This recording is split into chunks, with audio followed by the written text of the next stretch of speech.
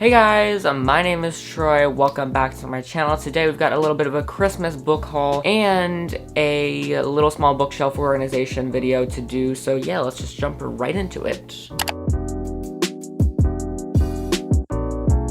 This is my third time filming the intro. I really don't know if this will be my last time, but if you guys are seeing this, then hello, my name is Troy. Welcome back to Troy Reads. Today we're going to be doing a Christmas book haul, as I said. I'm going to basically be going over all the books that I got for Christmas. I hope you guys had a good Christmas if you celebrate. Let me know what you thought of your Christmas. How was your day? And yeah, I will definitely respond to those comments. And after we go over the haul, I do want to do some small bookshelf organizing, because my bookshelf is getting cluttered, like my top shelf especially. I have to kind of even it out, and I never thought I would say this, but my bookshelf is now completely full. But yeah, make sure to leave a like, subscribe, and yeah, we'll just get right into it.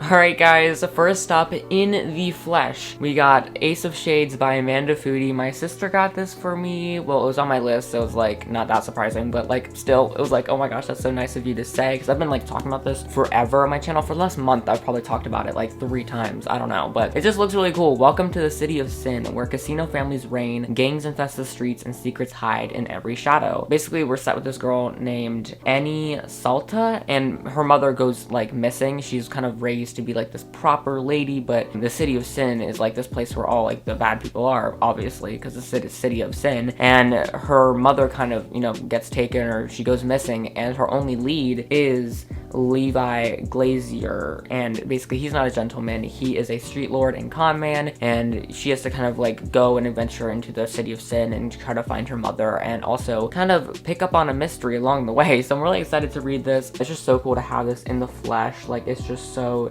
cool. What does it say on the top? It says House of the Rising Sun meets Six of Crows. Yeah, I'm excited to read Ace of Shades by Amanda Foodie. Next up, which I'm so excited about, we have got Snow Like Ashes by Sarah Rasha or something. Look at the cover first of all. Oh my gosh, so pretty. Snow Like Ashes. We got like the 4 seasons. We got the winter. I don't know. It's so cool. And basically like set in the Kingdom of Winter, which is really cool. And 16 years ago, before like the book takes place, the Kingdom of Winter was conquered and its citizens were like left without magic or a monarch. And now like we're kind of like the Winterians or whatever they're called. They're trying to like take back their kingdom.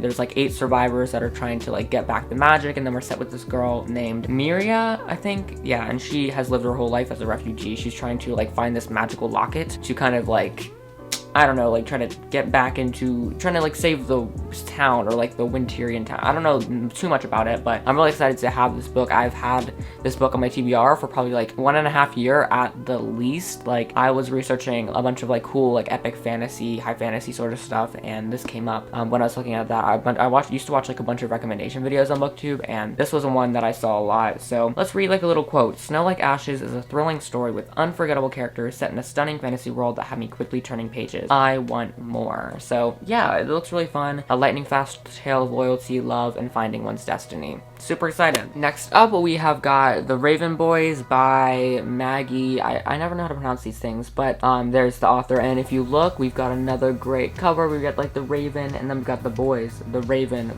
Oh my... Did I just draw that conclusion? Anyways, this is a book about Blue Sergeant, and it seems to be about sort of like a ghost story as well as like a romance as well. It's like a city, what's it called? Like City of Bones, like Shadowhunter vibes. Like, basically what it says, every year Blue Sergeant stands next to her clairvoyant mother as the soon-to-be dead walk past. Blue never sees them until this year when a boy emerges from the dark and speaks to her. He is a Raven boy, and then she kind of gets wrapped up in them, and she kind of falls for one of the boys. But there's like this prophecy that says that Blue kind of like is going to cause her true love to die, and so she's kind of wary about that as she kind of starts getting in this romance, but then her just whole life kind of gets like upturned as she kind of goes in league with the Raven Boys. And so it's going to be such a cool exploration. I am really excited, and I have been wanting to read this for a while. I've seen so many people talk about this, and I can't believe I'm just now like having this in my hands. Next up, we've got A Sorcery of Thorns by Margaret Rogerson, and I've been wanting to read this for ever. Like, I even read this a little bit. I tried the audiobook, but the narrator was just like not really my vibe. She was like too like sweet, and she was like blah, blah, blah, blah. Like, I don't know, I just didn't really like. Anyways, that was random. So excited to be finally reading this book. I just went into physical copy because again the audiobook was not doing it for me. But look at the cover, it's so cute. Like, oh my god, beautiful cover award. And also, can we take the second to appreciate all the praise on this book? We got something from Steph Stephanie Garber. And then you open this little flap and there's just so much praise. Look, there's praise on this page, there's praise on this page, there's even praise on the back of all the awards it's like gotten. So basically it's just a really good book. I'm expecting if there's all this like awards and praise and all that. So yeah, I'm really excited to read that. Basically it says all sorcerers are evil, as Elizabeth has known that as long as she has known anything. Raised as a foundling in one of Ostermere's great libraries, Elizabeth has grown up among magical grimoires that rattle beneath iron chains, capable of transforming into grotesque monsters. When an act of sabotage releases the library's most dangerous grimoire, Elizabeth is accused of treason, with no one to turn to but her sworn enemy, the sorcerer Nathaniel Thorn, and his mysterious servant. She finds herself entangled in a centuries-old conspiracy. Not only could the great libraries go up in flames, but the world along with them. So yeah, it just sounds really, really fun. And I think the grimoires are like books and like sorcery and like magic, and kind of like her life being upturned from being like a librarian to having to kind of like prove herself to the world. I don't know, I'm excited. Next up, we have got Bloodleaf by Crystal Smith. I was super, super excited to get this book. It's also been on my TBR for probably about a year. I found out about this book through Jesse the Reader, and he seemed to have a really good time reading this, so I'm excited. And it seems like a really cool story, like almost like kind of like a fairy tale. So basically we're set with this girl named Aurelia, and she's a princess, and she has this like forbidden magic that I think is really rare in her like country. And there are like these witch hunters in this world, and they're trying to see like if the princess has it. And so they basically like plan this assassination attempt on her, and they basically force her to use her magic. And once her magic gets discovered, Aurelia has to like flee her country. She has to flee that area and then go into a new country and then plan, I guess, like revenge against the people that were trying to like hunt her down in the previous country. So it's just like really interesting. This is another really pretty cover. I love it. Bloodleaf. So yeah, I'm excited to read this one. Next up, we have got The Night Circus by Erin Morgenstern. When I tell you I opened this present, I was like, oh, I was shocked, because this is like a book that I've been wanting to read for years now, probably almost 2 years at least, maybe. I don't know, I've just seen it everywhere. I've seen so much praise, so much love, so much hype, and here it is in my hands, an Erin Morgenstern book. I am so ecstatic. Erin Morgenstern's writing is beautiful. I read The Starless Sea, also by her, and it was just amazing, and so I can't wait to read The Night Circus. It's so cool. You could like flop it open, and then there's praise for it. I don't know, I love those covers that have like little unique things to it.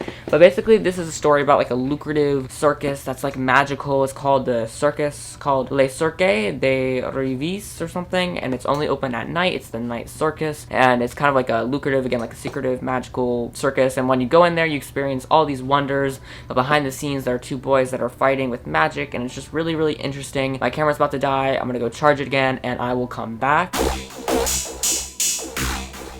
So I have no idea what I was saying, but I'm excited to read The Night Circus, and my camera is charged. Last up, this technically wasn't like a present I got for Christmas, but it sorta was, is A Mark on My Soul by Jordan Green. I kind of consider this as a present because like it came like I think the 24th, and I had no idea that it was coming. Like Jordan Green never told me that he's gonna send me his other book, but I did actually want to read this at some point because it does sound good. Like it kind of seems like Simon versus the Homo sapien agenda. It's like a boy who comes out and then he gets like a secret message from his crush or something, and it's just really cool. So yeah, those are all the books that I got for Christmas. I'm excited to read all of them, hopefully sometime soon. I'm just swimming in books, and this definitely didn't help me, but still, I just think that these were all really books that I was excited to read, and overall, I just had a great Christmas in terms of books. Now let's do a quick bookshelf reorganization time-lapse, and we will end out this video.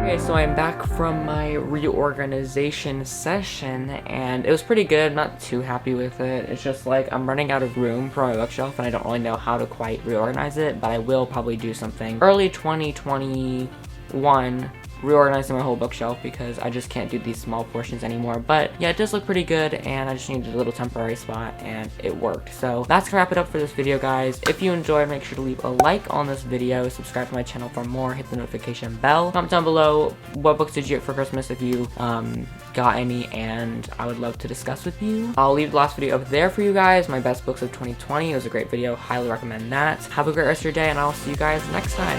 Bye, happy reading.